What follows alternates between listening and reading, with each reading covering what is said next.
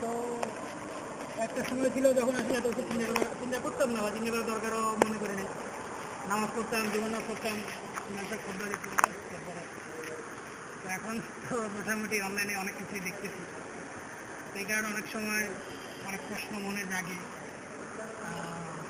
কিছু হয়তো ওগুলোর জবাব পাই, আবার অনেক সময় মানে খটকাও লাগে। এই কিছু বিষয় আছে যে বিষয়গুলো আসলে একটু মানে আমার মতো যারা আম মানুষ তারা একটু বিভ্রান্তির ভিতরে আছে, সেগুলো তো আপনারা আমার থেকে ভালো জানেন বা বুঝেন। যেহেতু আমার যতটুকু ধারণা, আমার আগে হয়তো অনেকেই আপনাকে এই বিষয়গুলো হয়তো বলছেন, প্রশ্ন করছেন, জানার জন্য।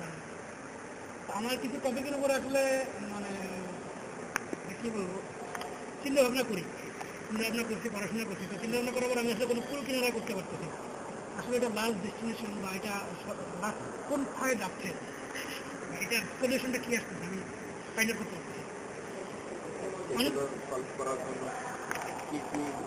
সলভ বলতে আমি অনেক আলেমের কাছে গেছি, আলোচনা করছি। বাকি আমাদের নর্মালি মুফতিদের ইমাম সাহেব যারা আমাকে এরকম কোনো দিতে পারেন নাই, কাজে আমার থেকে অনেক সময় মনে হয়েছে যে আমার থেকে কথাটা হয়তো সে প্রথম শুনছে, এতে কিছু আমার থেকে এরকমই মনে হয়।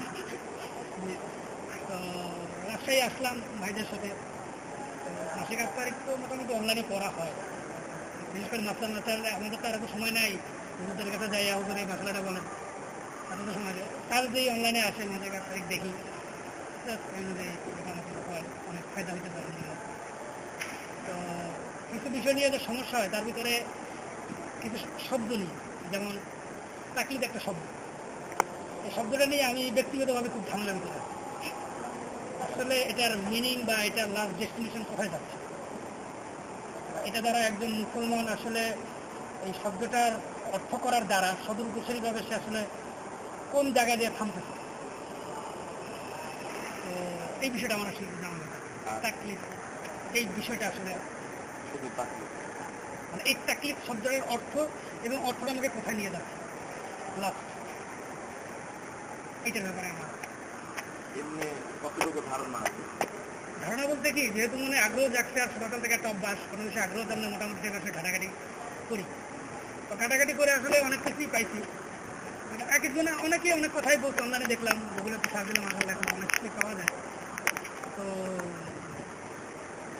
লাস্ট নতুন মাদানী শাহের একটা বয়ান শুনলাম যে তাকলিদ এই জিনিসটা শিরক যেটা বলা হচ্ছে,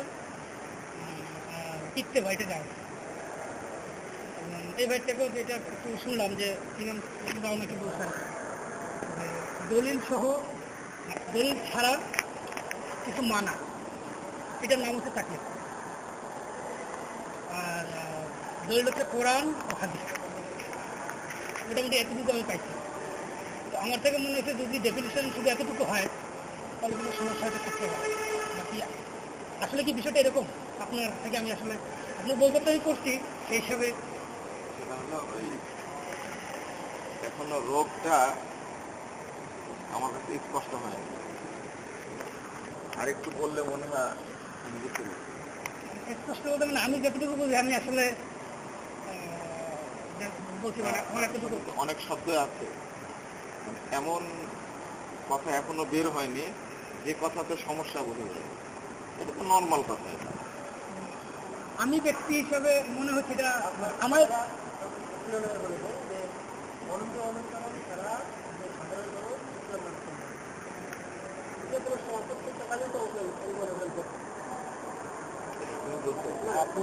আপনি কি তাকলিদ শব্দের বিশ্লেষণ চাচ্ছেন না আসলে মূলত তাকলিদ জিনিসটা কি সেটা বিশ্লেষণ চাচ্ছেন? আমি যেটা চাচ্ছি সেটা কি, তাকলিদ শব্দটাকে আমরা কি অর্থে বুঝাচ্ছি ওটার উপরে তো ভিত্তি হয়ে এটার মূল বিধানটা আসবে।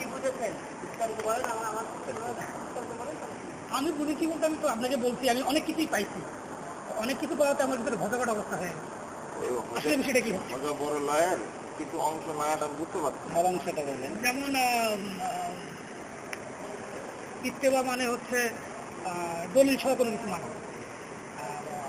তাকলিদ হচ্ছে দলিল ছাড়া কিছু মানা, এবং দলিল ছাড়া কিছু মানা এটা শরীয়তে গ্রান্টেড করে না। এবং দলিল ছাড়া কেউ যদি কিছু মানে তাহলে সে শরীর অনুসরণ করলো, মানে সে আল্লাহকে বাদ দিয়ে ওই ব্যক্তির অনুসরণ করলো, এবং এই ব্যক্তি অনুসরণটা শিরকের পর্যায়ে। মোটামুটি এরকম একটা বিশ্লেষণ আমার সামনে আমি পাইছি। সময় কি হলো এটাতে? এখন এটা কি ঠিক আছে কিনা, আমি যে ভিডিওটা পাইছি এটা আপনার মনে কি মনে হয়, মানে আমি যেটা পাইছি এটা কি ঠিক আছে? এটা ঠিক আছে। এরপরে কি সমস্যা? তারপরে আমি যেটা মনে হচ্ছে, আমার মনে যেটা আসতেছে যে যদি কথাটা এইটাই হয় যে কোরআন ও হাদিসের, মানে আমি যেটা দেখি আমি খুব বুকের শরীর মানতে পারতেছি না। বুকের শরীর আমি এই জন্য মানতে পারতেছি না, আমাকে বলা হচ্ছে তুমি যখন কারো কথা মানবা অবশ্যই দলিলের কথা, দলিল অনুসরণ করিয়া তারপর মানতে হবে, নাহলে তুমি শিরক করতে। দলিল কি? কোরআন ও হাদিস। বুখারী শরীফ ওই হাদিসের গ্রন্থ, বা বুখারী শরীফের একটা হাদিস সহিহ, জয়ীফ না সহিহ, এই কথাটা তো আমি দলিলে পাচ্ছি না। দলিল বলতেছি কি কোরআন ও সহিহ হাদিস হচ্ছে দলিল, আমি তো দলিলে পাচ্ছি না বুখারী শরীফ বা বুখারী শরীফের হাদিস। তো সেক্ষেত্রে আমি তো তাকলিফ করতেছি, কারণ আমি দলিল ছাড়া মানতেছি বুখারী শরীফ সহিহ হাদিসের গ্রন্থ বা বুখারী শরীফ হাদিস সহিহ, তাহলে আমি শিরক করতেছি, তাহলে তো মুশরিক। এবার বোঝা গেল। হ্যাঁ, এটা হচ্ছে এই জিনিসটা না বললে তো মানে অযথা পেছাল বেড়ে লাভ নাই। না, ওই ধারণাটা একটু ত্রুটিপূর্ণ হয়ে আছে। সহিহ বুখারীকে তাকলিদ বা যে অনুসরণ করে সহিহ বুখারী সে তাকলিদ করে, কারণ ওখানে ইমাম বুখারীর কোনো বক্তব্য নেই। ওখানে ইমাম বুখারীর কোনো বক্তব্য নেই। যেমন এতটুকু তার বক্তব্য আছে, মানুষের জানা এইগুলো সালাত সংক্রান্ত কেতাবুল সালাত, এই কথাটা উনি শিরোনাম দিয়েছেন। ওটা উনি মানতে বলেননি, উনি বুঝার জন্য এই হাদিসগুলো সব সালাত আছে, কেতাবুল যাকাত, এই হাদিসগুলো যাকাত সংক্রান্ত, কেতাবুল সিয়াম, এগুলো সিয়াম সংক্রান্ত, এগুলো অধ্যায় রচনা করে দিতেন না, আর অধ্যায়ের অনুসরণ মানুষ করে না। আর হাদিস নিয়ে আসতেন সরাসরি রাসূল সাল্লাল্লাহু আলাইহি ওয়াসাল্লাম। এখন যদি ওখানেও প্রশ্ন জাগে যে এক বাক্যে রাসূলকে মেনে নিলাম, এটাও তো তাকলিদ। মূলত এই জায়গাটায় ত্রুটি, তাই না? রাসূলের তাকলিদ হাদিসে করা যাবে না। না না, বিষয় না। না, এইটাই তো বললাম যে আমি যদি চোখে আমি বুঝে নিচ্ছি। ছোটার কারণেই আমি সব জায়গায় সমস্যা, এক জায়গায় না। না না, কোনো জায়গায় সমস্যা নেই। প্রথম কথা হলো তাকলিদ শব্দটারই ভিত্তি নেই। ভিত্তির একটা বিষয়, বাকি এটার অর্থটা তো আছে, অন্যটা বলতে হবে। তাকলিদ শব্দটার ভিত্তি নেই বলতে আমরা কি হিসাবে বলতে পারি তাকলিদ শব্দের ভিত্তি নেই? কারণ আমি যতটুকু তাকলিদ শারঈ কোনো ভাষা নয়, আমি আবারও বলি কথাটা, তাকলিদ শারঈ কোনো ভাষা নয়, অতএব এর পিছনে ছোটার আমার প্রয়োজন নাই। এবার এই শব্দের উপরে আমি বলি, আপনি যেটা বললেন মানে আমার যেটা বুঝে আসতেছে তাকলিদ শরীর কোনো ভাষা নয়। এখন আমাকে বলা হচ্ছে কোনো কথা মানতে হলে দলিল সহ মানতে হবে, সাপোজ, না হলে আমি তাকে মানে অন্য অনুসরণ করতেছে এবং অনুসরণ করা এটা ব্যক্তি বা সে কে করতে না, এই কথা, এই পরের কথাটুকু আমি বলবো না তো। পরে কোন কথা?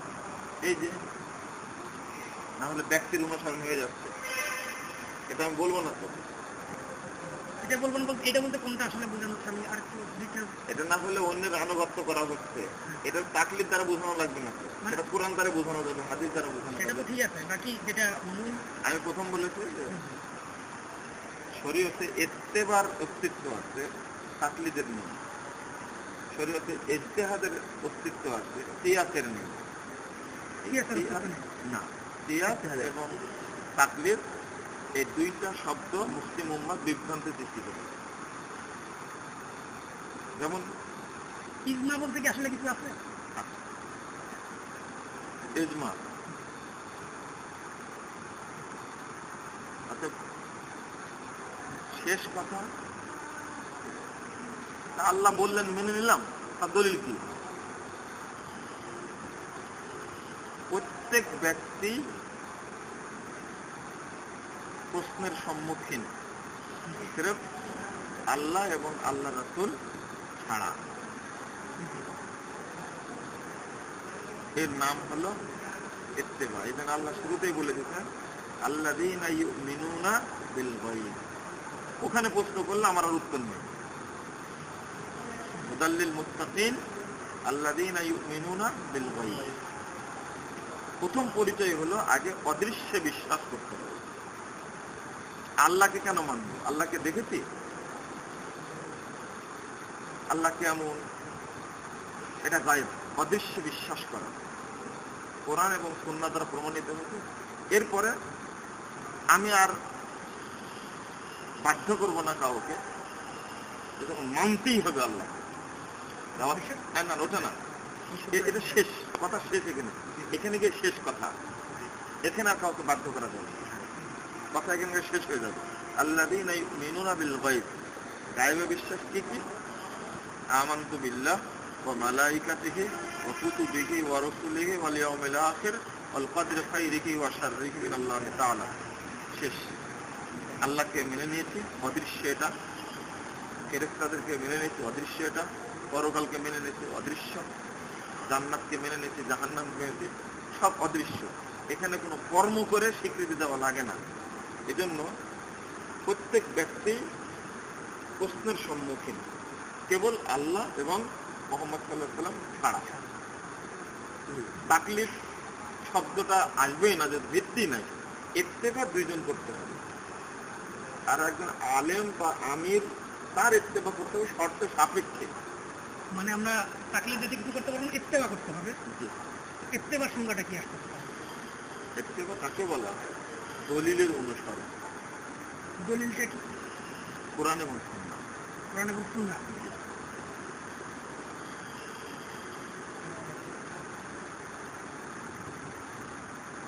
এখানে সুন্নাহ বলতে এটা সুন্নাহর ব্যাখ্যাটা কি? নবীর সুন্নাহ বা আমল, আর হাদিস হলো বাণী। মানে এটা রাসূল সাল্লাল্লাহু আলাইহি ওয়াসাল্লাম পর্যন্তই কোরআন এবং হাদিস।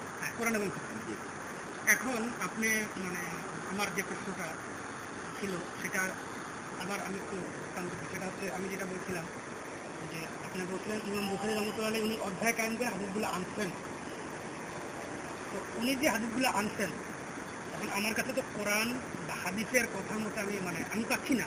কথা বলা হয়েছে যে ইমাম বুখারী এরকম অধ্যায় কায়েম করে কিছু জিনিস আনবেন, বা এরকম রাবীর বর্ণনাকৃত কিছু জিনিস বুখারী শরীফ নামে একটা গ্রন্থের সন্নিবেশিত থাকবে, তোমরা সেটা মানো। আমি কিন্তু আমার দলিলে পাচ্ছি না। তো না পাওয়ার কারণে এটা আমার ইস্তেফার বাইরে চলে যাচ্ছে, কিন্তু আমি বুখারী শরীফ মানি। আমি কি বিষয়টা বুঝতে পারছি? তাহলে আমার ওই তকলিদ মানে যেটা নিষিদ্ধ সেটা দিয়ে বুখারী মানি না তো, আমি তো বুঝেছি। আমি এটা তো ভুল হয়ে গেল কথা। বুখারী মানি না, আমি কি মানছি? মানে হাদিস মানছি। এটা যে হাদিস, হ্যাঁ, এটা বলেন কোথায় আমার? এটাই তো কথা, আগেই বলে দিলাম। ইমাম বুখারী রাহিমাহুল্লাহ, বুখারী একটা জায়গার নাম, মুহাম্মদ তার ব্যক্তির নাম, তিনি জমা করেছেন মাত্র। হ্যাঁ, জমা, কিন্তু তার কথা ওখানে নাই, আমি আগেই বলে দিচ্ছি।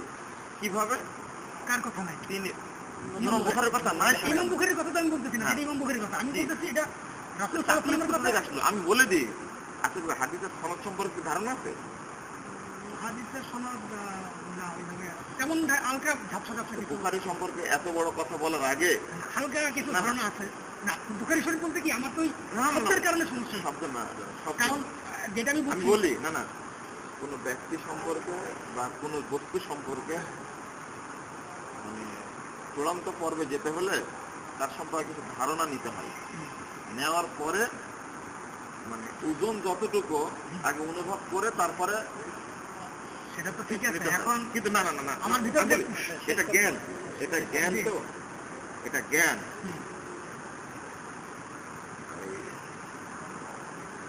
চাইলেই কিছু বলবো, চাইলেই কিছু করব, এটা মানুষের ব্যক্তির স্বাধীনতা না, এটা নিয়ম না। আমার শক্তি আছে, একটা কাজ করে দেবো, এটা কি বলে আকল? জ্ঞান কি তা বলে? না, তা তো বলে না। এই জন্য মানে এটা স্থায়ী কথা একটা। কারো সম্পর্কে কিছু বলতে হলে কিছু জেনে, না হলে প্রশ্ন করতে হবে জানার মতো। আমি বলি, আমি কথা শেষ করি। প্রশ্ন করতে হবে জানার মতো, আর যদি জেনে ফেলে দিই তখন বলতে পারবো আমি। কিন্তু জানার আগে জানার মতো প্রশ্ন করলে, কেন বলছি এই কথাটা মানে আলোচনা যতটুকু হলো এটা সম্পূর্ণ সাবজেক্টের বাইরে, ইমাম বুখারী বা সহিহ বুখারী এর সাবজেক্টের বাহিরে এই আলোচনার সাথে আলোচনা কোনো মিলই নাই। কারণ হলো যে ইমাম বুখারী রাহিমাহুল্লাহ বলছেন, আমি হাদিসটা শুনেছি ইমাম আহমদ বিন হাম্বলের কাছে। ইমাম আহমদ বিন হাম্বল বলছেন, আমি শুনেছি সাঈদ ইবনে মুসাইয়্যিবের কাছে। সাঈদ ইবনে মুসাইয়্যিব বলছেন, আমি শুনেছি আবু হুরায়রার কাছে। আবু হুরায়রা বলছেন, আমি শুনেছি রাসূল সাল্লাল্লাহু আলাইহি ওয়াসাল্লামের কাছে। আর এই একটা হাদিস এক ধারায় একজন বর্ণনা করলেন ইমাম বুখারীর কাছে, এই একই হাদিস আরো ৭০ জন ব্যক্তি বর্ণনা করেছে। শব্দেও কোনো তফাৎ নেই, সনদেও কোনো তফাৎ নেই। এটা কি আসলে ইমাম বুখারীর কথা না তিনি শুধু জমা করেছেন? প্রশ্ন কিন্তু আমি আসলে আমার প্রশ্নটা আমি বুঝতে পারিনি, মানে এই জিনিসটা আগে বলছেন, এই বিষয়টা আমি বুঝছি, বাকি এই টপিক নিয়ে অলরেডি ভাইয়ের সাথে আমার আলোচনা হয়ে গেছে। আপনি ঠিক যা বলতেছেন আমি বলি, আমাকে বলছে এবং আমি বলি এখানে তাকলিদের কি দেখলাম? হ্যাঁ, এখানে তাকলিদের আমি এটা দেখলাম যে ইমাম বুখারীর আমি শুনতেছি, আমাকে বলা হচ্ছে, আমি তারপর আমি একজন মাদ্রাসায় পড়ুয়া, আমাকে বলা হচ্ছে ইমাম বুখারী ইমাম আবু ইবনে হাম্বল থেকে শুনছেন, ইমাম আহমদ ইবনে হাম্বল আরেকজন থেকে। তো এই যে শোনার এটা আমি শুনতেছি, আমাকে বলা হচ্ছে যে তুমি যদি কিছু বিশ্বাস করতে হয় তোমার দলিল লাগবে, দলিল তো কোরআন হাদিস। এখন ইমাম বুখারী যে মানতেছেন ইমাম আহমদ ইবনে হাম্বল ওনার থেকে শুনছেন, কারণ ইমাম আহমদ ইবনে হাম্বল ওনার থেকে শুনতেন, সেটা ইমাম বুখারী কিভাবে শিওর হল? সেটা ইমাম বুখারী কি দলিল এর উপরে ভিত্তি করে বিশ্বাস করলেন? ইমাম আহমদ ইবনে হাম্বল তার আগেরজন এটা যে শুনছেন, এটা তো আমাকে বলা হচ্ছে আমাকে দলিল মানতে হবে ব্যক্তি নেই, ইমাম আহমদ ইবনে হাম্বল ব্যক্তি, উনি ব্যক্তি হিসেবে বলতেছেন আমি অমুক থেকে শুনছি, এই বিশ্বাস ইমাম বুখারী ইমাম আহমদ ইবনে হাম্বল কিভাবে করলেন? তার আগে একটা বাক্য বলেছি, একটা ধারা না শুধু কথাটা, সেইটাই তো বললাম, এই পুরো ধারা ৭০ জন অনুসরণ করেন। আবার উল্টা হয়ে গেল কথাটা। একটা হাদিস ইমাম বুখারী শুধু বর্ণনা করেননি, এরকম আরো ৭০ জন লোক একই রকম ভাবে বর্ণনা করেছে। সেটা তো বুঝছি, এখন ৭০ জন না, সেখানে ৭০,০০০ যদি হয়, কিন্তু আমার কাছে তো দলিল না যে ৭০,০০০ লাখ ছিল তার আগের জন যে শুনছে সে বিশ্বাস করতে, সেটা দলিল হিসাবে নিতে পারতেছে না, কারণ ওই ব্যক্তিটা দলিল না। কে দলিল না? এই ৭০ জনের জায়গায় ৭০ জনের জায়গায় একটা হাদিস আছে, এটা কি? এটা তো বিশ্বাস মানে যেটা একটা হাদিস বলছি, রাসূল সাল্লাল্লাহু আলাইহি ওয়াসাল্লাম একটা হাদিস আছে, ফালইউবাল্লিগিশ শাহিদাল গায়বা, উপস্থিত ব্যক্তি অনুপস্থিত ব্যক্তিকে পৌঁছে দিবে। হ্যাঁ, দিবে। এটা কে? এটা একজন উপস্থিত ব্যক্তি সাহাবীরা পরবর্তীতে বোঝাবে, এইভাবে মনে হয়। এটা মনে হয় কথাটা ভুল হয়ে গেল, মানে এইভাবেই আর কি না, থাকতে হবে। এটা কিয়ামত পর্যন্ত, এটা কিয়ামত পর্যন্ত। তাহলে আমি বলি এরপরে একটা হাদিস আছে, কিয়ামত পর্যন্ত এক শ্রেণীর মানুষের কাজটা করবে। এটা কোরআনের একটা আয়াত, সূরা আরাফ 181 নম্বর আয়াত, আর সেই মুসলিমের 2য় খণ্ডের 143 পৃষ্ঠার একটা হাদিস, লা তাযালু তাঈফাতুন মিন উম্মতি যাহিরিনাল হক লা ইয়াদুররুহুম মান খাযালাহুম হাত্তা ইয়াতাহুল্লাহু মিন কাযালিক। সর্বদা কিয়ামত পর্যন্ত এটা বহনকারে এক শ্রেণীর লোক থাকবে, রাসূল বলে দিয়েছেন। সেটা তো রাসূল বলছেন, কথা তো সত্য।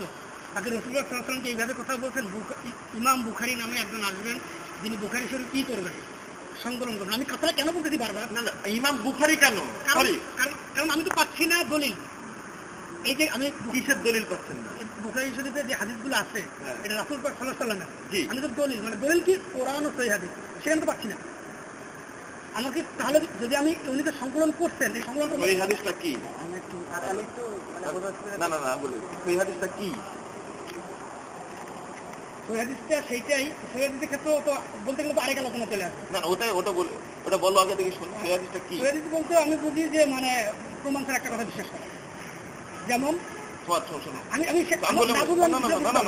তোমার জ্ঞানে অনেক ত্রুটি আছে, হ্যাঁ তোমার জ্ঞানে অনেক ত্রুটি আছে, আমি বলি আগে তুমি কিছু আগে পড়াশোনা করো, এইভাবে তো কথা বলে লাভ নাই।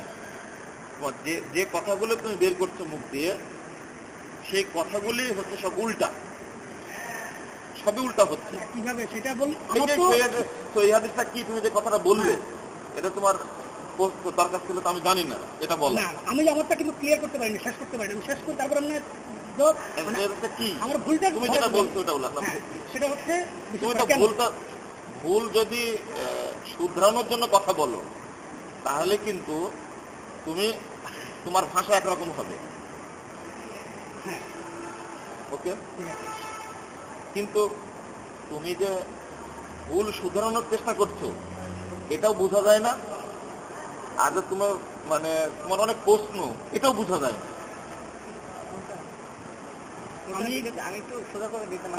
সোজা করে বলো বলো বলো। মানে ভাইয়ের কথা যতটুকু বুঝেছি সেটা হচ্ছে যে মানে ভাই বোঝাতে পারছে যে ইমাম বুখারী একটা হাদিস নিয়ে এসেছেন, তো হাদিসটা যে সহিহ, ঠিক আছে, এইটা আমি বিশেষ করবো কি মানে এই প্রশ্ন না তো, এই প্রশ্ন না তো, প্রশ্ন এটাই ছিল আমার মনে হয়। আরে আমি বুখারী শরীফ বারবার সহিহ এইটা আমি পাবো, বলেন না আমাকে মানতে হবে। সহিহ যে এটা পাবো কোথায়? এখান থেকে ভাইয়ের কথা মতো বিশ্লেষণ যেটা বোঝা যাচ্ছে হাদিসের প্রামাণিকতার উপরে তার কোনো ধারণা নেই। তুমি আমি বলি না, আমি বলছি না তো তাকলিদের শব্দটার কারণে আমার ভিতরে আমি বলি আমি বলে যে তাকলিদ শব্দটা এটা তো তাকলিদ এখানে না, তাকলিদ বা ইত্তেবাও যদি হয় তাও তোমার প্রশ্নটা আসছে। আমার তো এখানে প্রশ্ন না। তাহলে আমি একটা জিনিস বলি যে জিনিসটা কথা বোঝা যাচ্ছে না, সেটা হলো যদি এই আল্লাহ নবী ব্যতীত আবু হুরায়রা সম্পর্কে ওই প্রশ্নটা আসবে, নাউযুবিল্লাহ, আল্লাহ মাফ করুন, তখন আর ছাড়া হবে না, আর তকদিরের আর ছাড় হবে না আমাদের। এই প্রশ্নটা তারপরে মোহাম্মদ বিন সিরিজ সম্পর্কেও আসবে, এই প্রশ্নটা তারপরে সম্পর্কেও আসবে। অথচ 3টা যুগ সম্পর্কে আল্লাহ রাসূল সাল্লাল্লাহু আলাইহি ওয়াসাল্লাম গ্যারান্টি দিয়ে গেছেন। ফাইলুল করনি করুনে করনি সুম্মাল্লাযিনা ইয়ালুন সুম্মাল্লাযিনা ইয়ালুন। 3টা যুগ সম্পর্কে স্বর্ণযুগ বলে গেছেন রাসূল সাল্লাল্লাহু আলাইহি ওয়াসাল্লাম। আমি একটা কথা বলি শেষ করে আমি পড়াবো, সেটা হলো প্রশ্ন করে লাভ হবে না, তো আমি প্রশ্ন করে কোনো লাভ হবে না, এটা বলে শেষ করছি। সহিহ বুখারীর একটা হাদিস রাসূলের না, এটা প্রমাণ করলে আমি এই প্রশ্নটা বিশ্বাস করি। আমি আমার প্রশ্ন আসলে বুঝতে পারি, এটা আমার দুর্বল। আমার এই কথাটা বুঝলে প্রশ্নটা ক্লিয়ার হয়ে যাবে। কারণ আমার প্রশ্নের সাথে কথাটা রিলেটেডই না। কেন রিলেটেড না? না রিলেটেড মানে কি? এটা আমি যে কথাটা এখন বলেছি কেন রিলেটেড না? আমি এই কথাটা এখন যে কথাটা বললাম এই কথাটা প্রসঙ্গটা পাল্টে গেছে। প্রসঙ্গটা আমি এটা আসলে প্রসঙ্গটা একদমই পাল্টে গেছে। উনি বলতে চাচ্ছেন যে অনুসরণ করতে হবে কেবলমাত্র আল্লাহ এবং আল্লাহর রাসূলের কথা, কোনো ব্যক্তির কথা না। আমরা শুধু আল্লাহ এবং আল্লাহর রাসূলের কথার উপরে আস্থা রাখবো। তো ইমাম বুখারী রাহমাতুল্লাহ আলাইহি এই কথাগুলা যে ইমাম বুখারী রাহমাতুল্লাহ আলাইহি যে কিতাবে এই কথাগুলো আনছেন, এই কথাগুলা শুনছেন কার কাছ থেকে? আহমদ বিন হাম্বল রাহমাতুল্লাহ। না কথার কথা এটা একটা কথা, একটা উদাহরণ একটা হাদিস। তো ইমাম বুখারী রাহমাতুল্লাহ আলাইহিকে ইমাম আহমদ বিন হাম্বল বলতেন আমি শুনছি সাইদ ইবনে মুসাইবের কাছে। এখন এই কথাটা ইমাম আহমদ বিন হাম্বল যে বলছেন যে আমি অমুকের কাছ থেকে শুনছি, উনি বিশ্বস্ত লোক, এটা তো আহমদের কথার উপর ভরসা করা হলো যে উনি বিশ্বস্ত লোক। যদি হয় তো সত্যের জন্য তো ব্যক্তির উপরে নির্ভর করে। উনি যে চিরার বাট পান না বা উনি কথার কথা উনি একটা মানে উনি যে কেমন মানুষ আমি তো জানি না, উনি তো আমার 2 পুরুষ আগে মারা গেছেন, আমার দাদার জন্মে মারা গেছেন, উনি কেমন লোক আমি কিভাবে জানবো?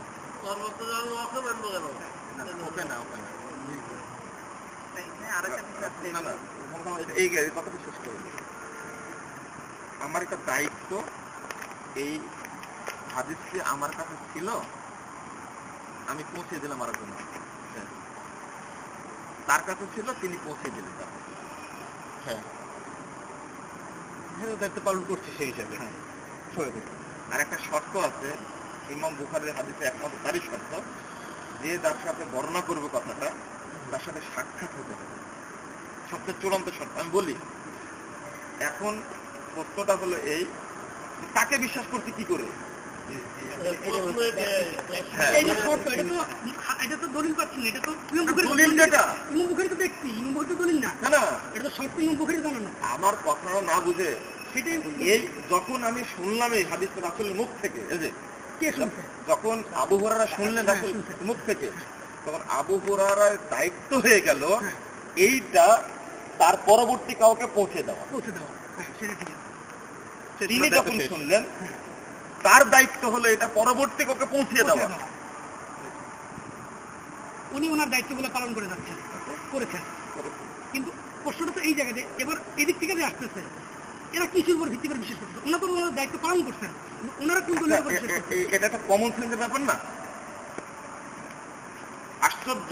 আমি বললাম কথাটা যে বিশ্বাস মানে এটা তো ওই দিক থেকে ধরতে হলে ওগুলো স্পষ্ট, আমি বলি ওই দিক থেকে ধরলে তো স্পষ্ট হয়ে যায়। এখন ইমাম বুখারীর দায়িত্ব হলো তারটা পৌঁছে দেওয়া। যেমন আবু হুরায়রার দায়িত্ব হয়ে পড়েছে, ইমাম বুখারীর দায়িত্ব ইমাম বুখারী পালন করছেন, কিন্তু ইমাম বুখারীর দায়িত্ব ইমাম বুখারী পরিপূর্ণভাবে পালন করছেন, এইটা আমি দলিল পাচ্ছি কোথায়? কারণ এই যে আহমদ বিন হাম্বল উনি সহিহ, ইমাম বুখারীর কথা আমি কেন মানবো? উনি তো ব্যক্তি, উনি বলছেন বা আমার ওলামা বলছেন, আমাদের ওলামা বলছেন, ওনার কথা মানতে হবে কেন? ওনার কথা মানতে বলছে কে? তাহলে আমি বুখারী সহিহ গ্রন্থ এটা কিভাবে আমি বলবো? আমি আগে কথাটা বুঝতে হবে তো, বলছি যে সহি হবে না কেন, আমার প্রশ্ন হয়ে যায়। ওই জন্য এই কথাটা বললাম। ওনার দায়িত্ব হয়তো উনি পালন করেননি। আমার ওনার দায়িত্ব যদি পালন করতে প্রমাণ করেন, আমি বলি, এই জন্য তো শেষ কথা বললাম আমি। তখন এই ছেলেটা বললো কি, প্রসঙ্গটা উল্টে গেল। জায়গা আসলে এবার কথাটা, আমার কথাটা আমি বুঝেই কথাটা বলেছি যে এখন যতক্ষণ পর্যন্ত ভাই তুমি প্রমাণ না করবে আমার কাছে যে ইমাম বুখারীর এই কথাটা ঠিক নয়, ততক্ষণ তোমার উত্তর হবে না। আমি ঠিক নয় তো বলতেছি না, আমি বলছেন কিভাবে বিশ্বাস করবো? না, বিশ্বাস করার দরকার নাই তোমার। ঠিক নয়, বিশ্বাস তখন হবে যখন প্রমাণ হবে না। তুমি কি হাদিসের সংজ্ঞা বুঝে একটা শর্ত? আমি বলি যখন প্রমাণ হবে। হাদিসের যতগুলো শর্ত। থামো ঘটনা, এখন প্রমাণ করতে হবে হয় তোমাকে যে এই হাদিসটা ঠিক নয়। আমি বলি আগে আমি প্রমাণ করতে ঠিক, এবং তোমাকে প্রমাণ করতে হবে ঠিক নয়। মানে কিসের ভিত্তিতে প্রমাণ করবো? হ্যাঁ, কিসের ভিত্তিতে প্রমাণ করবো? তোমার ব্যাপার সেটা। মানে আমার কোনো ভিত্তি নেই, আমি যেভাবে প্রমাণ করতে হয়তো প্রমাণ করে দাও। এটা মানে আমি বললে কি জিনিসটা হয়ে যাবে? কি করলে হয় বলো, বুঝতে পারলে তুমি বুঝতে পারলে একই করলে হবে। একটা শর্তের আলোকে, এখন শর্ত বলো যে একটা শর্তের আলোকে আমি এটা প্রমাণ করেছি 100% রাইট। ইমাম বুখারী না শুধু এই হাদিস, তোমার ওই বললাম যে এলেম নাই যেহেতু সমস্যা হয়েছে এই জায়গায় যে এই হাদিসগুলো কিভাবে আসছে এইটারই এলেমটা নাই। আমি বলি যার কারণে এই কথাটা আসলো। আমার আসলে তো আমার সশস্ত্র ইত্তেবা নিয়ে আবার অধিক কাছ থেকে তুমি একটা কথা বললে যে না এটা যে ইমাম বুখারী, তাকে বিশ্বাস করবে কেমনে? বিশ্বাস করবো কিভাবে? আমি তারপর আস্তার কি করে? আমার কিছু কথাটা আগেই বলে দিয়েছি যে এখন তোমাকে প্রমাণ করতে হবে যে ইমাম বুখারী যে কথাটা হাদিসগুলো বর্ণনা করেছেন অমুক হাদিসটা ত্রুটিপূর্ণ, তবে উত্তর বেরিয়ে আসবে। অবশ্যই এটা একটা শর্ত অবশ্যই আছে। এই শর্তের আলোকে আমাকে বুখারী শরীফের হাদিস প্রমাণ করতে হবে, বা এটা আপনি প্রমাণ করবেন যে না এই শর্তের আলোকে বুখারী শরীফের এই হাদিসটা সহিহ। আপনি শর্ত দিবেন না, আপনি অবশ্যই এটা শর্তের আলোকে করবেন। এই শর্তটা কি আমি কোরআন থেকে পাইছি? অবশ্যই কিভাবে? আমি বুখারী আজ থেকে 9 বছর আগে আমার এর উপরে বই লেখা। এই বিষয়টা আমার একটু ক্লিয়ার করুন। আমি কিন্তু ওই জন্য বলেছি তোমাকে এই মর্মে তোমার এলেম নাই বলে সমস্যাটা। তাহলে তো আমি একটা মানে আমার যেটা মনে আসতেছে যে শর্ত যদি পড়ানো ঠিক আছে। শোনো ঠিক আছে, তুমি আমাকে প্রশ্ন করবে একটা যে আল্লাহ প্রতি রাত্রিতে আসমানে নেমে আসেন, তাহলে পুরো সময়টাই কোথাও না কোথাও শেষ রাত্রি, গোটা পৃথিবীতে শেষ রাত্রি।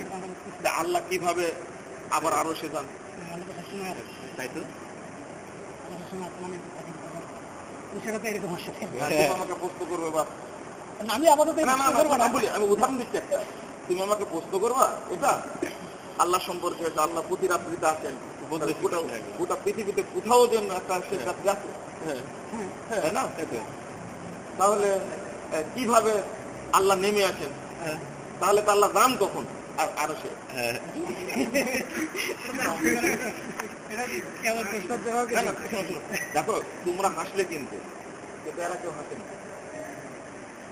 হ্যাঁ মানে এদের এলেম আছে, তোমাদের ওই এলেমটা নেই। আমরা তো আসলে শিখতে আসছি না এটা তো এবার বললে তোমরা শিখতে আসতো, আমি কিন্তু বলেছি শিখার ভাষা প্রশ্নের ভাষা এক না। আমি আগেই বলেছি যখন কোনো জিনিস জানবা তখন জানার একটা মানে ওয়ে থাকতে হবে, প্রশ্নের একটা গতি থাকতে হয়। জানার পরে যদি প্রশ্ন করো সেটা আলাদা, কিন্তু এগুলো কোনো প্রশ্নের ভাষা না। আমি তো আপনাকে ফার্স্ট টাইমে বলছি আমি অনলাইনে থাকার কারণে এই ইস্তেফা তাকলিফ শব্দ নিয়ে আমার ঝামেলা হচ্ছে না। এখন তুমি এই আমার কথা জানার লেভেল আমি কিন্তু আপনাকে বলে দিচ্ছি। এই হাদিসের বিষয়গুলো সংকলনের বিষয়গুলো ইতিহাসগুলো ব্যাপারে তোমার এলেম নাই বলে এই কথাটা তুমি বললে। একদম নাই ব্যাপারটা এমন, আমি তো স্টাডি করতে হয়।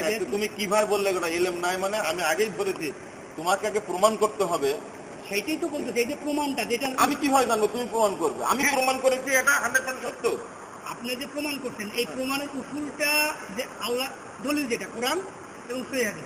দলিল দিলাম না আমি? ইমাম জাহিদ বলছেন এই আমি সহি না যে না আমি ইমাম জাহিদের কাছে যাইনি। সাপোজ না সাপোজ না শরীয়ত কোনো সাপোজ না একটা। আমি এটা উদাহরণ হিসেবে আনছি। এরকম তো আমরা বলছি না শরীয়তে যখন দলিল বলি, যেমন মাসিক আত্মারিগান করতেছিল সেখানে বলা হচ্ছে অমুক মুহাদ্দিস জয়ী বলছেন, অমুক মুহাদ্দিস সহি বলছেন। সেটা কি হচ্ছে? সেটা তো আচ্ছা আমি তো তার কথা শুনতেছি না আমি তার কথা শুনিনি, তার কথা বলিও নি। আমার একটা বই আছে জয়ীব ও জাল হাদিস বর্জনের মূলনীতি, এই বইটা তুমি পড়েছো? বইটা আমি দেখছি, আমার পড়া হয় আমি পড়বো। মানে সেখানে তোমার জ্ঞানটা আরো প্রসারিত হোক এটা আমিও চাই। যারা প্রশ্ন করে গভীরে যায় তাদেরকে আমি বেশি ভালোবাসি। যদি তারা বুঝতে চায় তাহলে আমি সহযোগিতা করি। তুমি যখন ওই জায়গায় গেছো যে যত প্রশ্ন করবে তার কাছে এলেমটা তত সহজ হবে। আর আমি মনে হয় প্রশ্ন তো বেশি দিই, এই জন্য আমি এটা ভালোবাসি। হ্যাঁ তবে মানে প্রশ্ন উত্তর জানার ক্ষেত্রে এবং প্রশ্ন উত্তর দেওয়ার ক্ষেত্রে সবচেয়ে জরুরি হলো বেশি পড়াশোনা। প্রশ্ন করার ক্ষেত্রে যেমন প্রশ্নের উত্তর দেওয়ার ক্ষেত্রেও খুব জরুরি হলো বেশি পড়াশোনা করা।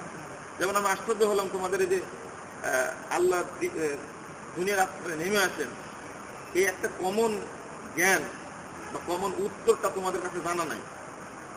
এটা আমার কাছে একটা আশ্চর্য মনে হলো। তুমি অনেক পড়েছো মনে করি বা অনেক ভেবেছো মনে করি, কিন্তু এটা একটা কমন একটা বিষয়, এটা জানা থাকলো না কেন? এটা তো আমার প্রশ্ন। এটা তো না, এটা তো কমন একটা ব্যাপার। এটা তো আধুনিক বিশ্বে শুধু ওইটা না, আল্লাহ রাব্বুল আলামিন হাদিসের কথা, সূর্য প্রতিদিন আল্লাহকে সিজদা দেয় না, এটা নাস্তিকরা করে। এই আপনি এখন যেটা বলতে বলেন নাস্তিকরা করে প্রতিদিন সিজদা দেয়। হ্যাঁ, তো তারা সবসময় এর উত্তরটা কি? বিজ্ঞান সবকিছু পারে না। এখন তোমাকে মৌলিক যে কথাটা বলছি, সব উত্তর তোমার জ্ঞান দ্বারা খুঁজে বের করতে পারবে না। বিজ্ঞান বলে দিচ্ছে 500 বছর পরে কোন দিন সূর্যগ্রহণটা হবে, 3 মাস 3 বছর পরে অমুক তারিখে এত মিনিটে হচ্ছে, কিন্তু ওই বিজ্ঞান বলতে পারে না আগামীকাল চাঁদটা উঠবে কিনা। বলতে পারে কিনা? বিজ্ঞান বলতে পারে, কিন্তু রাইট টাইম বলতে পারে যে আগামী বছর 2017 সালে জানুয়ারি মাসের 1st উইকে 7 তারিখে বা 6 তারিখে বেলা 1:15 সূর্যগ্রহণ হবে। এটা কিন্তু বিজ্ঞান বলতে পারে, কিন্তু ওই বিজ্ঞান কিন্তু আবার পারে না আগামীকাল চাঁদটা উঠবে কিনা। জুলকারনাইন কিন্তু এই দুনিয়াতে কিন্তু প্রাচীর দিয়ে গেছেন যেখানে ইয়াজুজ মাজুজ আটকে আছে। বিজ্ঞান সব সে মঙ্গল গ্রহ পর্যন্ত দেখে বেড়েছে, কিন্তু বিজ্ঞান আজ ওই প্রাচীরটাই খুঁজে পায়নি। বিজ্ঞান আগে বলতে যে চন্দ্র সূর্য ঠিক থাকে, অন্যগুলো ঘুরছে। আবার ওই পরে বলেছে না, সূর্যই ঘুরে পৃথিবী ঠিক থাকে। আগে বলছে সূর্য ঘুরে পৃথিবীটা, এখন বলছে না সূর্য ঠিক, পৃথিবীটাই ঘুরছে। এখন 500 বছর পরে আবার সে বললো কি দুটাই ঘুরে। আমি বলি সব প্রশ্নের উত্তর তোমার জ্ঞান দিয়ে বিশ্লেষণ করে পাবা না। কি করতে হবে? তখন আত্মসমর্পণ করতে হয়, কারণ ওই জ্ঞান আল্লাহর জ্ঞানকে বিশ্লেষণ করে তুমি পারবা না। এটা হলো একটা মূলনীতি, মনে রেখো। আচ্ছা, হাদিসের তোমার যে প্রশ্নটা করলে, এই প্রশ্নটা প্রথম জানার সময়, জিজ্ঞেস করার সময় মাথাটা খালি রাখতে হবে। যারা ছাত্র তারা মাথাটা উন্মুক্ত রাখতে হবে। প্রশ্নের উত্তর যখন হয়ে গেল তখন আবার প্রশ্ন করা যায় যে এইটা জিনিসটা বুঝলাম না সাইডটা। যার কাছে প্রশ্ন করা হচ্ছে তিনি কিন্তু প্রশ্ন উত্তর দেওয়ার চেষ্টা করবে, এটাই স্বাভাবিক। তারও ঘাটতি থাকতে পারে, তখন মনে করতে হবে কি জানো, উত্তর আছে কিন্তু এই লোকের জানা নেই। প্রশ্নের উত্তর দাতারও মনে করতে হবে এটা সব প্রশ্নের উত্তর আমি দিতে পারবো না, তবে উত্তর আছে আমার জানা নেই। এটা কিন্তু খেয়াল রাখতে হবে। এটা 100% উত্তর অবশ্যই আছে কিন্তু আমার জানা নাই, তখন তাকে সাইডার করতে হবে। অবশ্যই উত্তর আছে, উত্তরটা আমার জানা নেই। সবাই সব কিছু জানবে, ব্যাপারটা এমন হয়। হ্যাঁ, এক ব্যক্তি অনেক জানতে পারে কিন্তু সব জানে, এগুলো ঠিক না।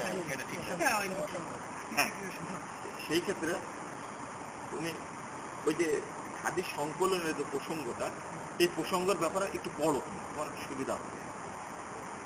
আমি একটাই উত্তর দিলে হয়ে যায়, যেখানে শরীয়তে কোনো তাকলিদের অস্তিত্বই নাই সেখানে এই বিষয়টা মানে তাকলিদের ধারণাটাই মাথায় এসে সমস্যাটা হয়েছে।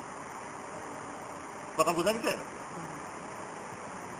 যেমন সাহাবা কেরাম একটা জিনিস জানতেনই না, তাবেঈগণ একটা জিনিস জানতেন না, ওই জিনিসটা এখন আমি উদ্ভাবন করছি শারীরিক ব্যাপারে, তখন তো ভুল, এটা ভুল তখন।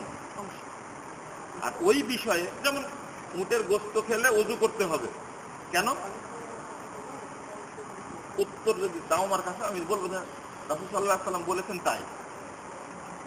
কেন, কি কারণে, উটের গোশতের মধ্যে কি আছে, রান্না করা ঠিক এই জায়গায় যেহেতু সাহাবায়ে কেরাম প্রশ্ন করেননি, মেনে নিয়েছেন, ওই জায়গায় আমাদেরকেও মেনে নিতে হবে। তুমি পর্যালোচনা করো, সেই শেষে বলবে কি রাসূল সাল্লাল্লাহু আলাইহি ওয়াসাল্লাম বলেছেন তাই আমাদের মেনে নিতে হবে। উটের গোশতের অনেক দোষ ধরবে, এই সমস্যা, ওই সমস্যা, ওই সমস্যা, ওই সমস্যা, এই কারণে হয়তো বা, কিন্তু যেগুলো বললে সব তোমার বিশ্লেষণ, শেষে তোমাকে কিছু বলতে হবে যে রাসূল সাল্লাল্লাহু আলাইহি ওয়াসাল্লাম বলেছেন তাই মেনে নিতে হবে। হ্যাঁ, প্রশ্নেরও যেমন নীতি আছে, উত্তরেরও তেমনি নীতি আছে, দুটো তোমাকে বললাম। এখন ওই যে সন্দেহটা মাথায় ঢুকছে, এটা মূলত সন্দেহ নয়। এখন একটা উদাহরণ দিই, এটা দিয়ে শেষ করে দিই। হাদিসটাকে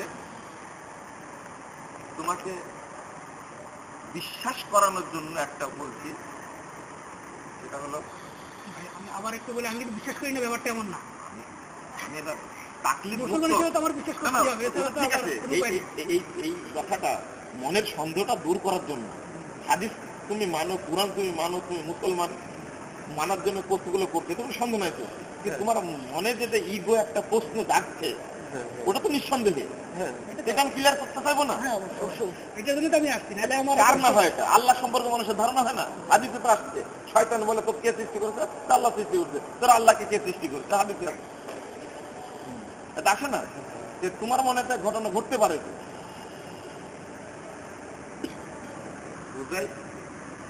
আব্দুল্লাহ ইবনে ওমর রাদিয়াল্লাহু আনহু তিনি একটি হাদিস জানার জন্য হুযায়ফার কাছে গেলেন। ওটা ইবনে মাজাহর মধ্যে হাদিসটা আছে বর্ণনা। হুযায়ফা উত্তর দিলেন, তো হুযায়ফা বললেন যে তুমি এই বিষয়টা আমার চেয়ে ভালো জানতে পারবা মুআবিয়া রাদিয়াল্লাহু আনহু। উনি মুআবিয়ার কাছে গেলেন। হুযায়ফা আগে কি বলেছেন হুবহু বর্ণনা করে দিয়েছেন। এবার মুআবিয়ার কাছে জিজ্ঞেস করলেন, তো মুআবিয়া রাদিয়াল্লাহু আনহু কি হুবহু বর্ণনা করলেন। এবার তিনি চলে গেলেন আবু হুরায়রার কাছে। আবু হুরায়রা রাদিয়াল্লাহু কি বর্ণনা করছেন হুবহু। আবু হুরায়রা বলে দিলেন সবচেয়ে বড় আব্দুল্লাহ ইবনে মাসউদের কাছে। আব্দুল্লাহ ইবনে মাসউদের কাছে গেলেন যখন, তখন তিনি কিভাবে বলেছেন ওটা বললেন। শেষে বলেছেন কাতাদার কাছে গেলাম, কাতাদা কি বলেছেন সব উল্লেখ করেছেন। করার পরে একজন যাচাই করলেন কয়টা,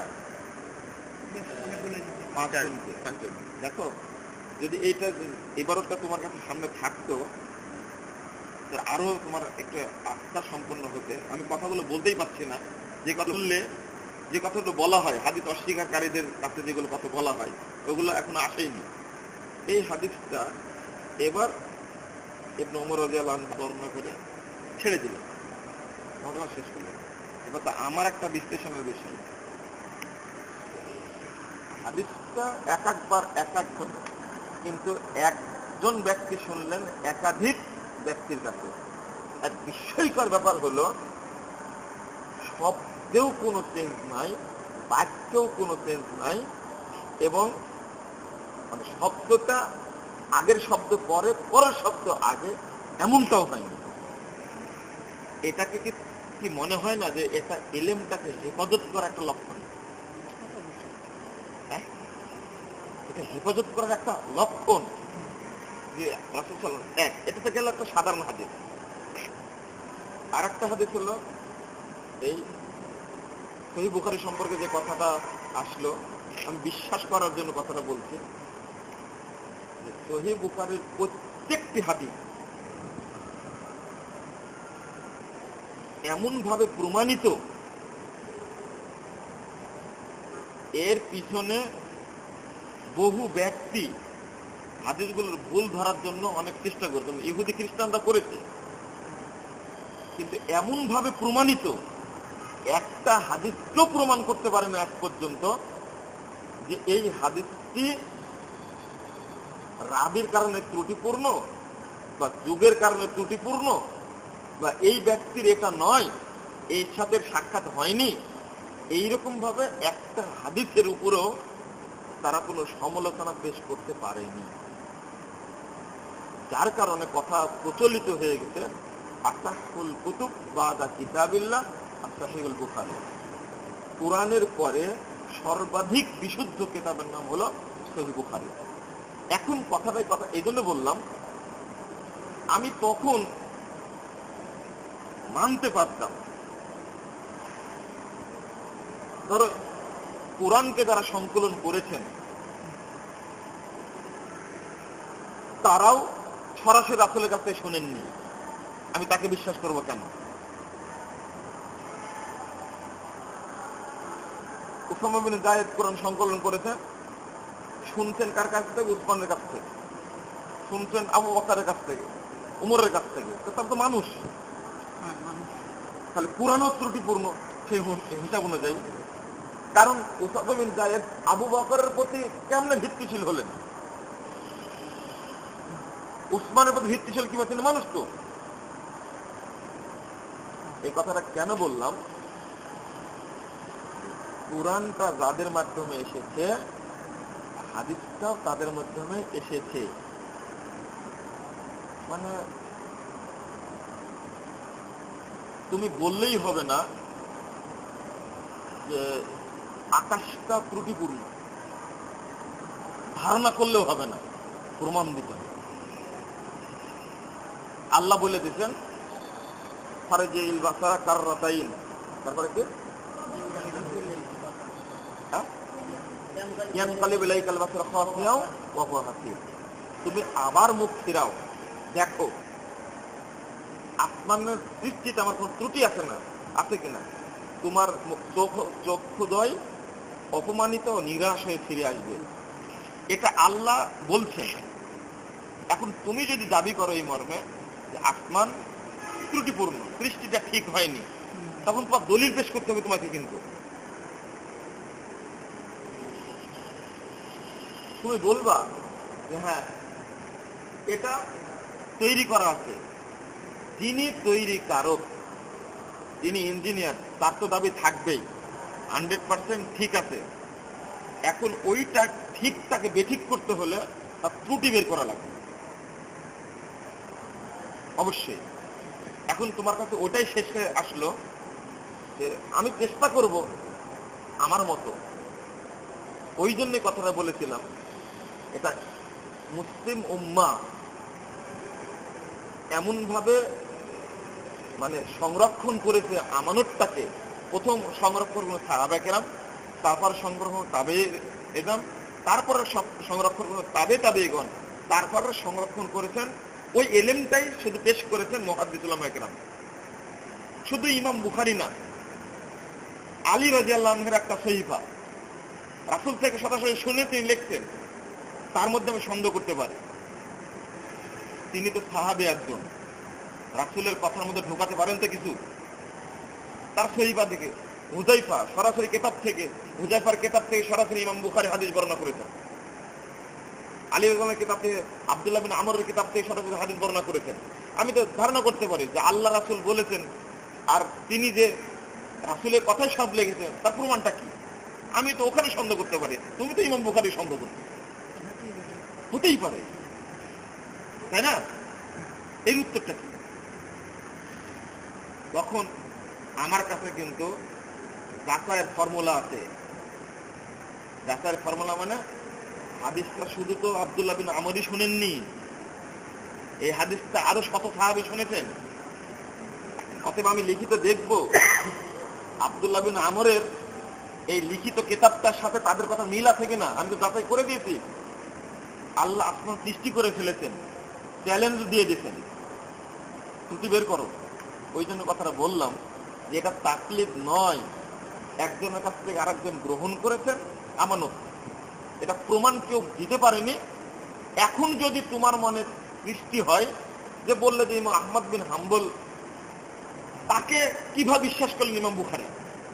ইমাম আহমদ বিন হাম্বল তাকে কিভাবে বিশ্বাস করলেন এই সাঈদ ইবনে মুসাইয়্যিবকে?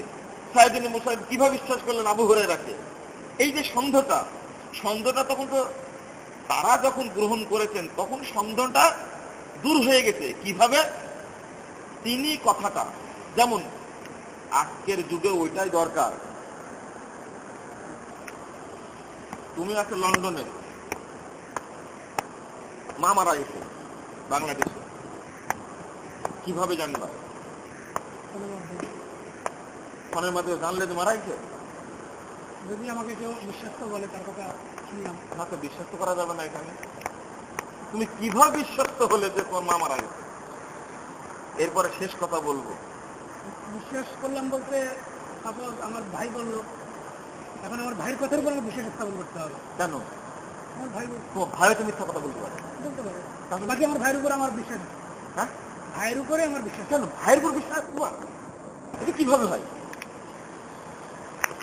ভাইয়ের উপর বিশ্বাস আছে এই কারণে, ভাই মিথ্যা বলতেও পারে, বাকি এতটুকু বিশ্বাস আছে না সে এত বড় মিথ্যা কথা বলতে পারে। তোমার মায়ের মৃত্যু সংবাদ তোমার ভাই তুমি বলছো, মিথ্যা বলতে পারে না। এর যে হাদিসের আমানত লক্ষ কোটি গুণ, অনেক গুণে বেশি। আগেই বলেছি তোমার প্রমাণ করতে হবে। আমার প্রমাণ শেষ। আপনার প্রমাণ শেষ। শেষ কথা বলবে ওটা। আমি যে মায়ের সন্তান, অরিজিনাল বাপের সন্তান, আমার বিশ্বাস নেই। আমার জন্মের ত্রুটি থাকতে পারে, আর এটা বলতে পারবে আমার মা, এছাড়া কেউ বলতে পারবে না। এরকম দলিল প্রমাণ আমার কাছে নেই। তুমি যে তোমার বাপেরই সন্তান, তোমার দলিল নেই তোমার কাছে, কোনো দলিল নেই। আমার মার কথা আমি একদম বলতে বিশ্বাস করি।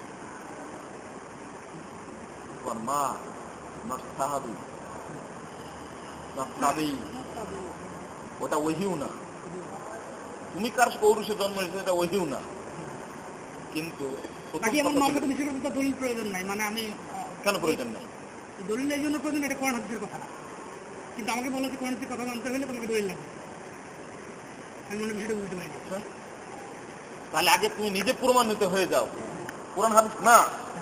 তাহলে তোমার সন্দেহ থাকলো কিনা, তাহলে সন্দেহটা আরো বেশি হয়ে গেল। আমার মায়ের কথা আমি বিশ্বাস করতে পারিনি। কেন বিশ্বাস করতে পারি? বিশ্বাস করছি। কেন বিশ্বাস করা হলো? কারণ আমার মা বলতে সেখানে বিশ্বাস করি। এবং মা বললে বিশ্বাস হবে?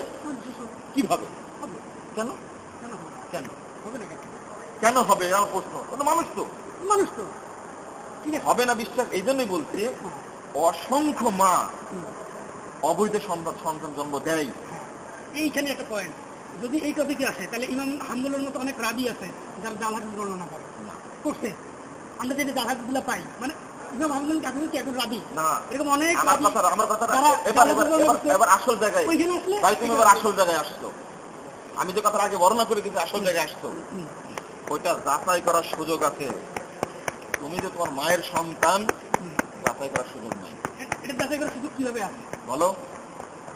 আমি বলেন না, এই আগের কথা কিন্তু আবার না না না, ওইটারই দলিল তাহলে তোমাকে প্রমাণ করতে হবে। তোমার প্রমাণ করতে হবে ঠিক না। কোনটা ঠিক না? আহমদ বিন হাম্বলের কথা ঠিক না। এইটা ঠিক সেটা তো প্রমাণ করতে হবে, ঠিক না তো কিছু প্রমাণ করতে হয় ঠিক না। প্রমাণ হয়ে গেছে। কে প্রমাণ করছে? আল্লাহ রাসূল বা আল্লাহ? আগেই বললাম, না, প্রমাণ হয়ে আগেই বললাম, উদাহরণ একটা বড় উদাহরণ দিচ্ছি, শুনো, বড় উদাহরণ দিচ্ছি। হয় না। আল্লাহ নিজে প্রমাণ দিচ্ছেন যে কি? আসমান ত্রুটিপূর্ণ, হ্যাঁ। তুমি ত্রুটি বের করো। আমি এত কথা বোঝানোর পরে মাথা ঢুকেনি। আপনি আবার লাস্ট যে ফিনিশিংটা দিলেন, ফিনিশিং আবার তো সেম কথাই না না না, সেম কথা না, এটা তোমার প্রমাণ নাই, কিন্তু আমারটা প্রমাণ আছে। আমাকে যদি বিশ্বাস করতে হয় আমিন হাম্বলের কথা, কথা বুঝো তুমি, আমি তো হাম্বলের কথা বিশ্বাস করবে না তুমি? কারণ উনি তো কোরআন হাদিস না, বা উনি আল্লাহ না, আল্লাহ রসুলও না, মানে আল্লাহ রসুলের কথা নাও না। হাম্বলের কথা বলছো কেন তুমি? তাহলে তুমি চলো আবু হুরায়রার কাছে। হ্যাঁ, আবু হুরায়রার কাছে। আবু হুরায়রা হ্যাঁ, সেও তো রাসূলের কথার মধ্যে কথা ঢুকাতে পারে, তুমি মানুষ তো, ঢুকাতে পারে। তো আমি এখানে কি করবো? কিভাবে বিশ্বাস করবো তাহলে? কিভাবে বিশ্বাস করবো? তাহলে কোরআনও ঠিক না, হ্যাঁ। হাদিসও ঠিক না। হ্যাঁ,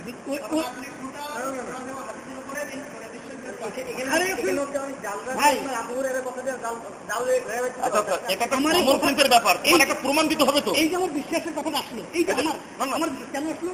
ওই যে তুমি মায়ের ক্ষেত্রে বিশ্বাস করছো আর ওহির ক্ষেত্রে বিশ্বাস করো না। কারণ ওই জন্য আমার কোরআন দলিল লাগবে। তোমার মায়ের ক্ষেত্রে দরকার নাই? দরকার নাই। কেন দরকার নাই? কারণ আমার কথা কোরআন অযৌক্তিক কথা বললে হবে? আমার মাটি শরীয়ত, আমার মাটি শরীয়ত, থামো। আল্লাহ বা আল্লাহ আমার শরীয়ত বিশ্বাস করতে না, তোমার মাও শরীয়ত আমার মাটি শরীয়ত না। যে না তুমি দারুর সন্তান কিনা, না, আমি যারা বৈধ সন্তান কিনা, বৈধ সন্তান, এটা দলিল থাকতে হবে। আচ্ছা, আপনার কথার অনুসারে কিছু কোনো মাইনে নিলাম, আমি কিছু কোনো না, আমি আগে স্বীকার করেছি আমার বাপ সম্পর্কে আমার সন্দেহ আছে। হ্যাঁ, বললে না, আগে তো আমার উদাহরণ দিচ্ছি। ঠিক আছে। আমি তুমি নর্মাল কথা বুঝো না কেন? আমি এত তর্ক করি না, ফালতু বিষয়ে তর্ক করি না। একটা নর্মাল বিষয় বুঝছো না কেন তুমি? তোমাকে আমি প্রমাণ দিয়ে দিছি, তোমার কাছে কি প্রমাণ দিতে আসছে? 30 টাকার নোট দাও, আমি বুঝা দিচ্ছি, দাও।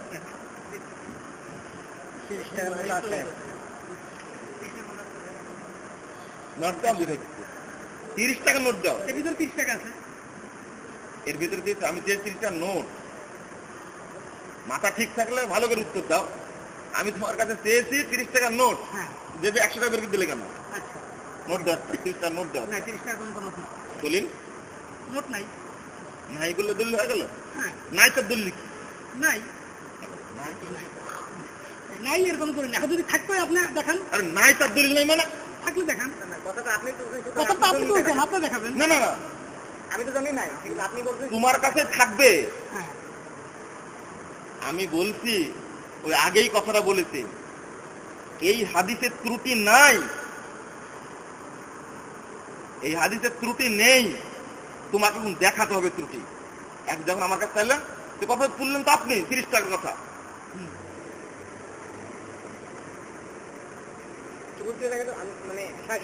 না না, তুমি কথা বলছো না, এটা বলছো তুমি ক্লিয়ার হওয়া দরকার। আপনি যে বলছেন ত্রুটি নাই, আপনি তো একটা বেইজের উপরে বলছেন, একটা বেইজের উপর দাঁড়াই। না না না না, এই কথাটা শেষ করি এখানে। দেখো, এগুলো তর্কের বিষয় না।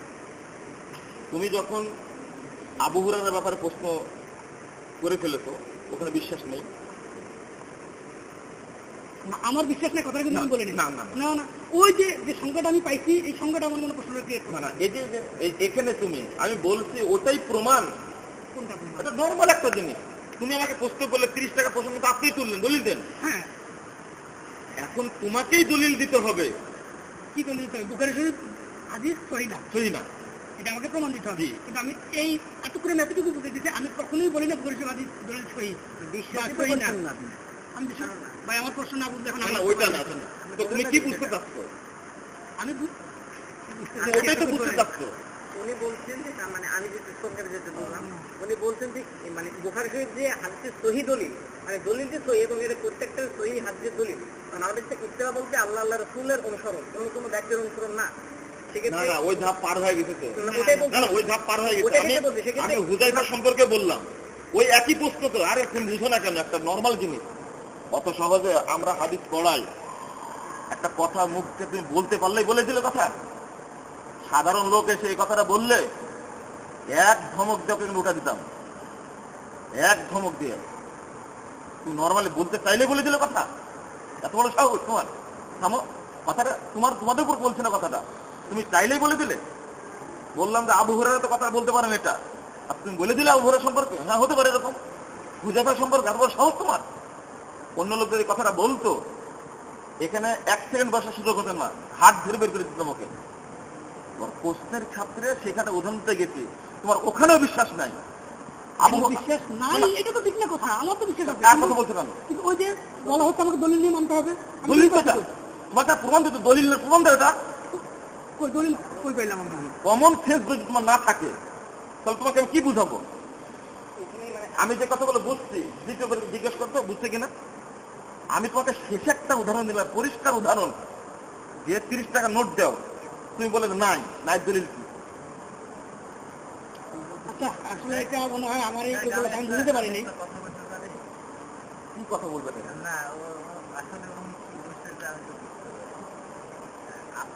আমার বিশ্বাস হয় না যে বুঝতে পারেনি। দেখ তাইলে আর আসলে আপনি কষ্ট অনেক মূল্যবান সময় আসলে নষ্ট না না, হয়েছে। সময় নষ্ট না, এটা আসলে সময় নষ্ট না, সময় আমার 1 ঘন্টা নষ্ট হয়েছেই। হ্যাঁ, তোমরা দূর থেকে আসতো, ছাত্র মানুষ, তরুণ মানুষ, আমি বোঝানোর চেষ্টা করেছি, আমার সাধ্য অনুযায়ী বোঝানোর চেষ্টা করেছি। আমি তো বলিনি, এরপরেও আপনার সর্বোচ্চ আপনি চেষ্টা করতেন। এরপরেও ভাই আলহামদুলিল্লাহ আমাদেরকে অনেক না না, কথা তুমি বলার চেষ্টা না না করতেন। শোনো, না না, আমরা তো তোমার এলেম যেহেতু নাই, তুমি যখন ওই পর্যন্ত বলতে পারলে সেখানে তুমি থাকতে পারে। আপনি যেভাবে কথাটা কন্ডাক্ট করছেন ওই থেকে এখন বলো, তুমি এখন বলো, ইমাম বুখারী না, ইমাম আহমদ বিন হাম্বল না, সাইদ বিন মুসাইয়্যিব না, আবু হুরায়রা সম্পর্কে ইনারা তাদের কথা উল্লেখ করেছেন। সবচেয়ে বড় জিম্মাদার আবু হুরায়রা রাদিয়াল্লাহু আনহু, সবচেয়ে বড় জিম্মাদার ওসামা বিন যায়েদ। এখানে বলো তুমি। তাহলে তো আবার আগের কথাই আসতেছে, আমাকে দলিল দিয়ে মানতে হবে। হ্যাঁ, দলিল নাই, দলিল নাই, এখন দলিল ছাড়া তো মানলে আমার এটা আমার কাছে কোনো গ্রহণ আমরা দলিল আছে, আমরা মানি। দলিল দলিল দলিল দলিল তো হচ্ছে কোরআন না, হাদিস। এটা আমাকে পুরান দলিল হাদিস। ওইটাই হাদিস যে সরাসরি, হ্যাঁ, কোনটা? নয়তো এটা বুখারীর বক্তব্য, এটা আবু হুরায়রার বক্তব্য না, এটা সাইদ ইবনে মুসাইয়্যিবের বক্তব্য না। আমার কথা সেইটাই যে এটা তো ওনাদের বক্তব্য না, এটা তো রাসূলের কথা, আমি সেটার দলিল কোথায় পাচ্ছি?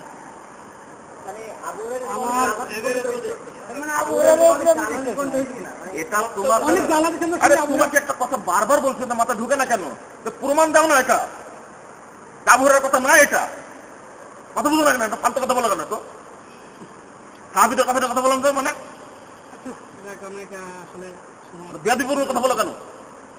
তোমাকে বলছি বারো, দলিল পেশ করো এখানে। দলিল তো না, তোমাকে থাকতে হবে, অবশ্যই না, খবরদার বেয়াদবিপূর্ণ কথা বলবো না। তিনি একজন সাহাবী, আমি তো নিয়ে আমার খবরদার, তিনি একজন সাহাবী। তুমি কিভাবে বলো তার কথা সন্দেহ রয়েছে? আমি তো বলিনি। বারবার বলছো তুমি, আমি বলছি তুমি একটা, না না না না, ওটা না, শোনো আমি বলি আগে, আমি কোথায় বললাম? তোমাকে দলিল পেশ করতে হবে। সেই বুখারীর একটা দলিল তুমি বের করো যে রাসূলের না। আমি আগে একবার প্রথম শেষ করে দিই কথা। ওই পর্যন্ত যাচ্ছে মানে আমরা ওই পর্যন্ত যাই না না না, ওপর জানো মানে আমি উদাহরণ দিতে গিয়ে ওই জায়গায় গেছি, এটা হতেই পারে না। এটা তারপর তো নমনীয় না, তারপর জিজ্ঞেস করছো সাহাবী পর্যন্ত কি, তারপর নমনীয় না তুমি? আর কথা বলবো না, যে না কথা যত বলবো তত ভুল হবে। আমি অনেক 1 ঘন্টা যাবত 1 ঘন্টার বেশি বোঝানোর চেষ্টা করেছি, যখন হয়নি তখন চুপ থাকতে বলেছি। যখন শেষ পর্যন্ত সাহাবীদের ব্যাপারে কথা বলতে গেছো, আমি এক বাক্যে প্রথমে শেষ করে দিয়ে ছেলেটা চট করে গেল অন্যদিকে, বলতে প্রসঙ্গে উল্টে গেল। আসল প্রসঙ্গ তো ওই জায়গায়, যেদিন তুমি নিয়ে আসতে পারবো সহিহ বুখারী এটা দলিল, এটা ঠিক নয়, সেদিন তোমার সাথে কথা বলবো, তার কথা হবে না।